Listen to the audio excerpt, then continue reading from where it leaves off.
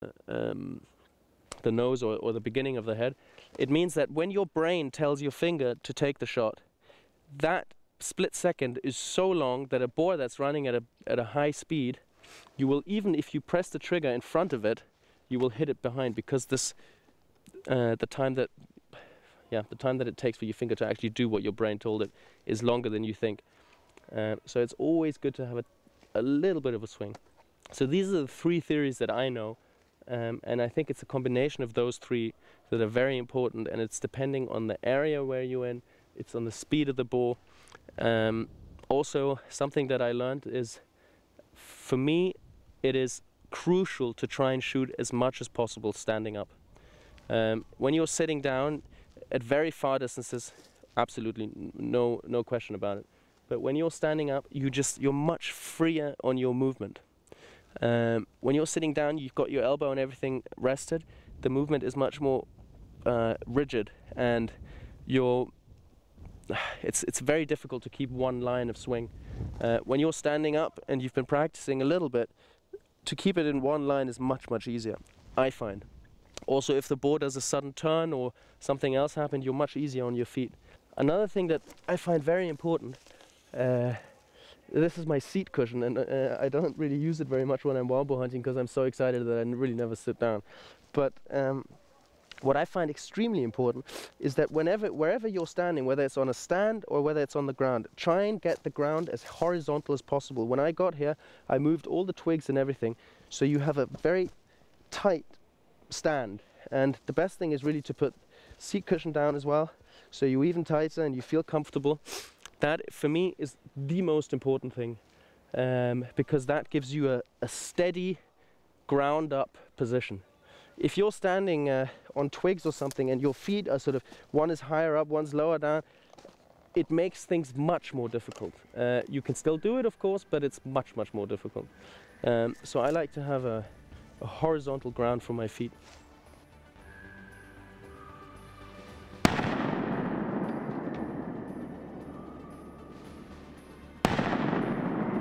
You see, this is the strange thing. This frischling came in front of this big boar, and obviously you would usually think, okay, that's the Bache, and for some reason the frischling today is in front of the Bache. You can see he's not the oldest Kyle. I would say he's about 4 years old, but he's a big body and it was a super situation. I'm very happy about it. Really crazy. Every day I go boar hunting, I learn new things, and it just never ever gets boring, because it's never the same. Tak til Frans Albrecht. Den unge jægers entusiasme omkring vildsvin og riffelskydning er smittende.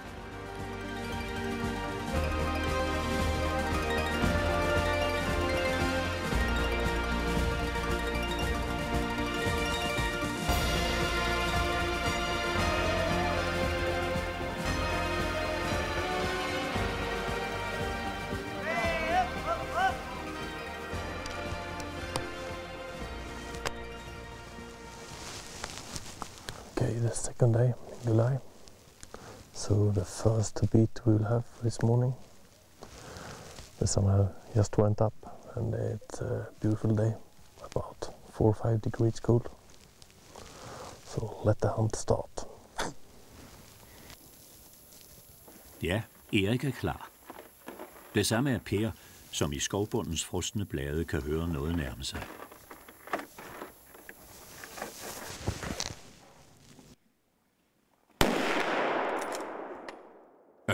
Det var vist to forbiere til Mikkel, som er et lille og lynhurtigt mål. Nej, ræven vælter stendød omkuld. Det første skud træffer, og det bekræfter endnu en gang, at alle skud til vildt skal kontrolleres. Selv når det gengives i slow motion, er det meget svært at se, at den bliver ramt.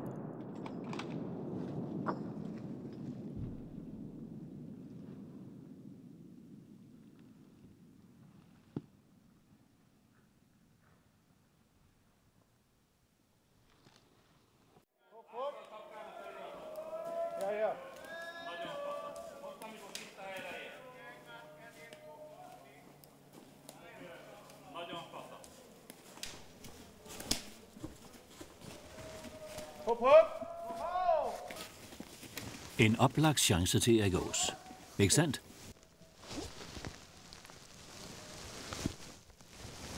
I couldn't take the shot because of the beaters was in a line 50 meters in front of me. That was a really nice guy there on 10-15 meters. But that's the hunting. Erik Jepson har fået anvist post på en bakkeskråning, hvor vi skal se hans hurtighed.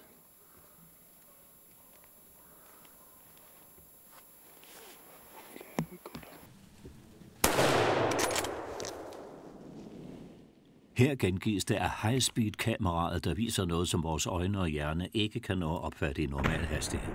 Læg mærke til, hvor hurtigt repeteringen går. Han rammer det tomme forniklede RVS-hylster. Kuglen sidder, hvor den skal, langt fremme, højt oppe, i den forreste tredjedel og i den øverste tredjedel. Træffer man et vildsvin her, vælter det. Træffer man dyret i hjertet eller i lungerne, løber det som regel altid nogle meter.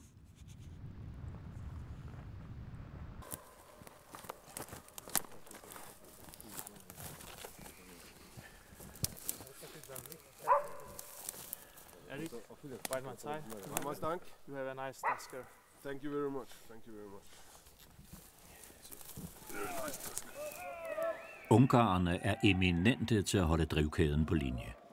På disse drivjagter nedlægges der aldrig trofæbærende hjorte, ligesom alt råvildt er fredet.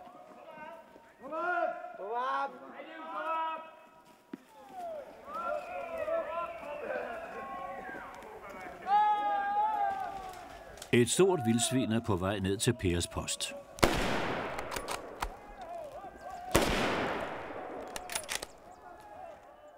Og som vi kan se, kan dårdyrene virke forstyrrende.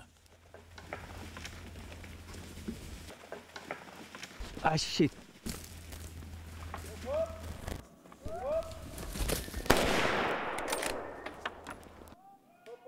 Ja, der kan komme så mange distraherende elementer.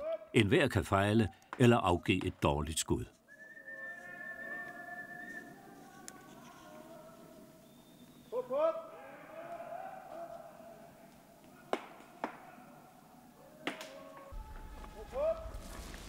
We try that on the road. Det var straks bedre. Et enligt mål uden dårdyr. Så begår Per ingen fejl. Godt skudt, Per.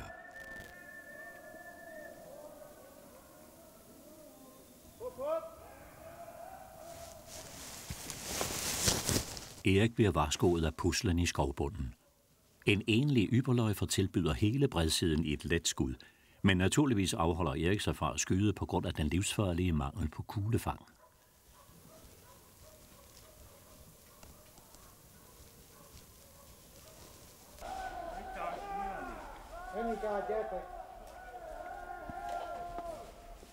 Driverne er som sagt alle meget erfarne og demonstrerer blandt andet igen den værdifulde evne til at udgøre en næsten ret linje gennem såden.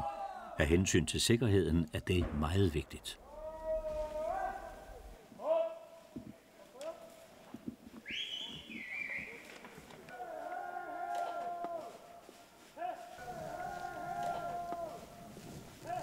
Som I nok har lagt mærke til, så anvender Erik Jepson konsekvent remstøtte i sin skydning.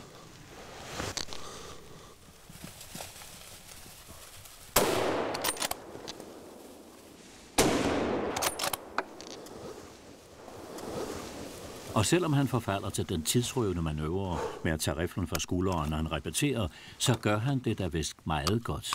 Ikke sandt? We had a group of wild boar come. They came up here and they stopped because they could see us, turned up, went onwards, and I shot a small one, a Friesling, and then I shot an Überläufer. It was very interesting. En lille rudel kronhjorte tager bestik af situationen.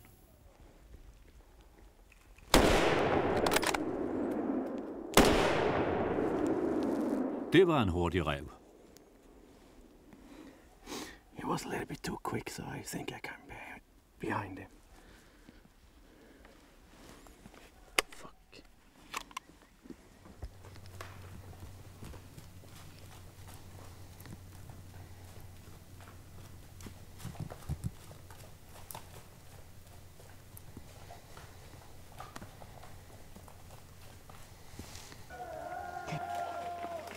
Hos Erik Aas rasler det i skovbunden.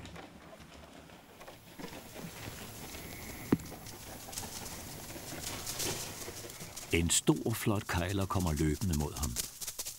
Han venter tålmodigt på, at den optimale chance til kejleren opstår.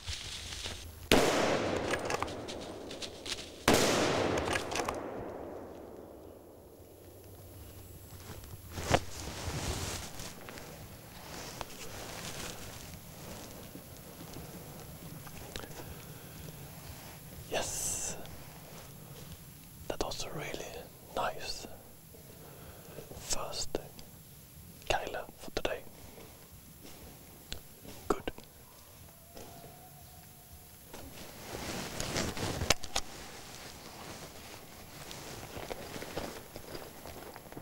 Erik bevarer sit fokus på kejleren, men blot for en sikkerheds skyld fylder han magasinet op.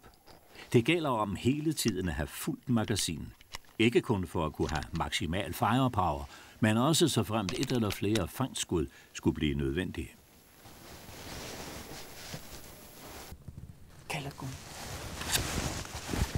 Også de andre her i Erik Jepson holder et mere end almindeligt godt skudgennemsnit. Den ungarske guide Peter har gode øjne og ører og pegede vildsvinene ud for Erik. Efter at have nedlagt 2 vildsvin afholder Erik sig fra yderligere skud, da vilkårene bliver for ringe til et godt skud.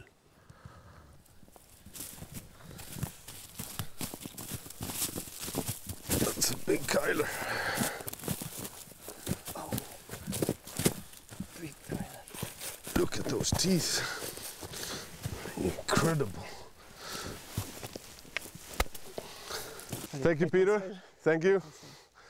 Meget dank. Hvis man kan regne med tommelfingerreglen om, at 2/3 af tanden er gemt i kæben, så har Erik skudt sig et super flot trofæ.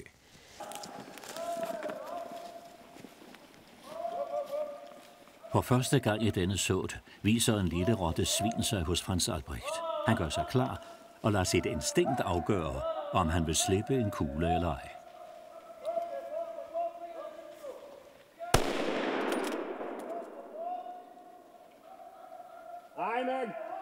Hej, Meg. We had quite a big bache, a small freshling, and another bache come down from our left-hand side, and they went on top of the hill, so I couldn't shoot because of the horizon. And then they came back into the ground, into the bottom of the valley, and I had the road up to shoot at. And I have to admit, it was a very lucky shot, but I was probably about 2 meters in front of the freshling, and the dot of the aim point was pretty big compared to it. But if you can keep the line straight, even with the aim point, you can shoot at pretty much any distances. But I was very, very happy that it rolled like it did, and the 2 bache went up across, and that really was something to remember for tonight. Really nice.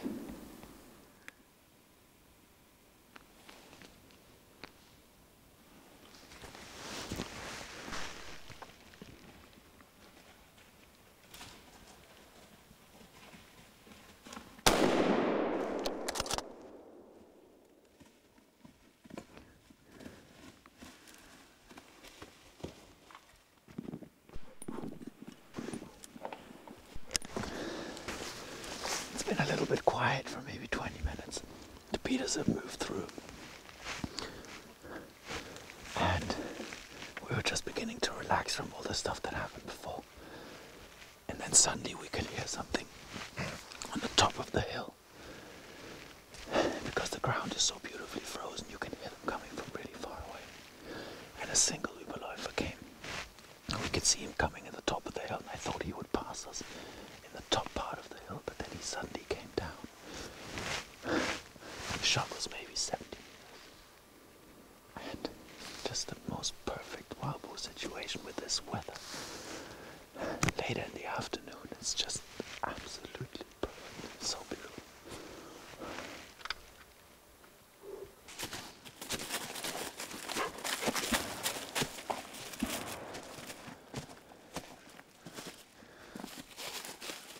Ja, Frans Albrecht går altid til et nedlagt vildsvin med kugle i kammeret.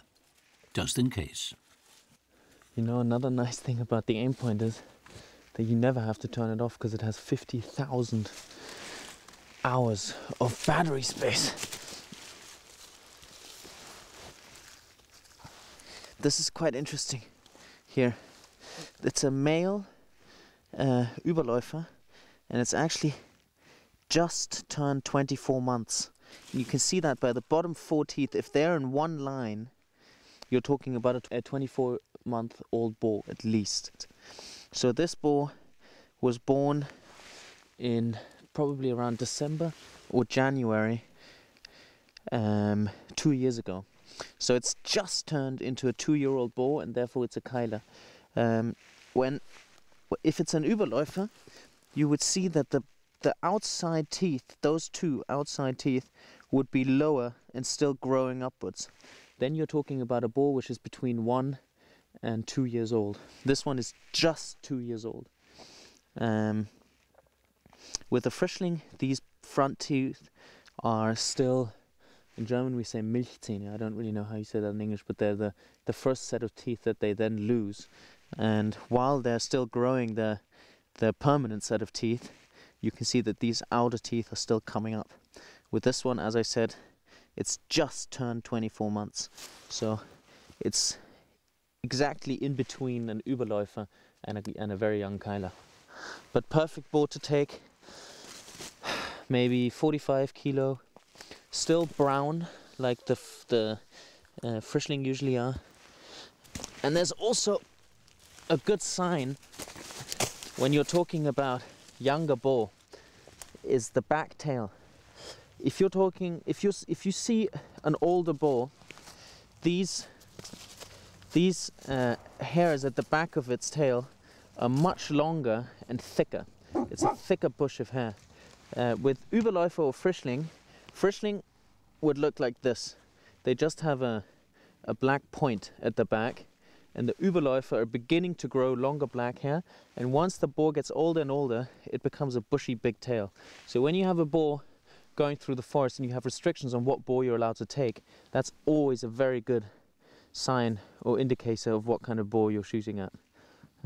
As I said, this is now beginning to get an older boar, so you can see that its hair is starting to grow a little bit, and the Frischling would just be a black spot like that. Also, the younger boar often come with their tail standing up like that, and the older boar, once the tail gets heavier, is usually either straight or hanging down. And when you're looking at Keiler, also age of Keilers, it's the longer these hair and the thicker they get, they almost look like an elephant tail when they're really old. That's also an indicator for what kind of age of boar you're shooting at. And with this boar, it's also nice to see, you see this little tuft of hair at the back, you can see it better when they're running. At the front, you have a little bit of a, it's difficult to say, like a bump at the front, then it goes down, and then you have another bump on the back. That's often a sign for a male boar. If you have these 2 bumps, like almost like a camel, that's a sign for a male. The female would be more straight lined on the back, and the females also have very long noses. The Keilers usually have shorter noses. Obviously, you also get females with 2 bumps, but and Keilers looking different, like you get with humans. Some humans look more like a whatever, but that's a very good indicator as well. If you look at the form of the boar that's coming past you, if it has the 2 bumps, usually it's a Keiler. If it's a more streamlined, slim look, likely to be a female. But there's exceptions to every rule. But if you can put together some of these indicators, you're usually quite right in what you're shooting. The other interesting thing is that in every part of Europe where you're hunting, whether it's in Hungary, south, north, west, east, or whether it's in Germany, Sweden, wherever you go, the boar look different. So if you're going to a hunt that you've never been before, and there's restrictions on what kind of boar you can shoot, talk to the person in charge of the hunting and really try and find out what kind of what they look like, how big the sizes are of a Frischling on average, of a Überläufer on average, because in some areas, for example, if you go to Spain, the boar are much, much smaller. If you go to the northern part of Germany, they're bigger. If you go to the southern part, they're not so big. So there's difference in sizes and the way they look in every area. And it can be very, very difficult to distinguish the differences between the boar if you've never hunted in an area before. But we did something right here, that's for sure. He's the right size, right age, and healthy looking. Everything was perfect here. Solnedgangen og dagens jagt er ved at være slut, men Per får lige den sidste chance.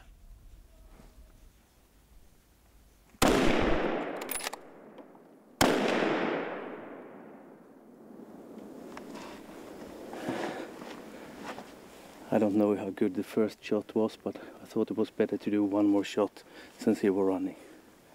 But now he's down. Fra et fugleperspektiv er det noget nemmere at danne sig et indtryk af jagtområdet og skoven.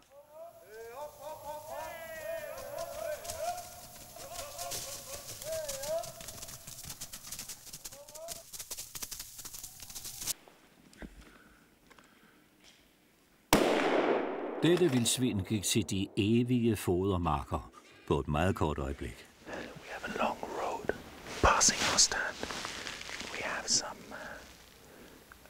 nice open woods on both sides. It looks open because you can see very far, but there's actually a lot of trees. So I think what's quite important is I've measured my distances on the road, so I know how far a few trees are. I take trees that you can easily remember, and I know 50 meters, 75, 100, 125, so I know what the distance is when the boar come. So I know about how much lead I have to give them. And then also what I do, I look at the forest very, very closely, and I find gaps where I know that I can shoot quite well when the boar come running through. So I put up my gun and I follow the boar, and I know when the gaps are coming that are a little bit wider than the rest of them. So that makes it easier for me to know where to shoot before the boar actually come. And you kind of take a photograph of each part of your stand in your head, so you know about what happens. And once the drive is begun and you're about halfway through the drive, you usually know about where the boar will come, because they take about the same kind of paths or trails. So once you're halfway through, you get a better idea of what's going to happen or how they're going to run. If you see them at all, most of the time you don't get to see them very much. But we're ready now, and it's got a little bit of clouds. It's warmer today, but it looks good. Very good. Frans Albrechts hurtighed er ubeskrivelig, mens han tilstræber at sætte en kugle lige bag hovedet.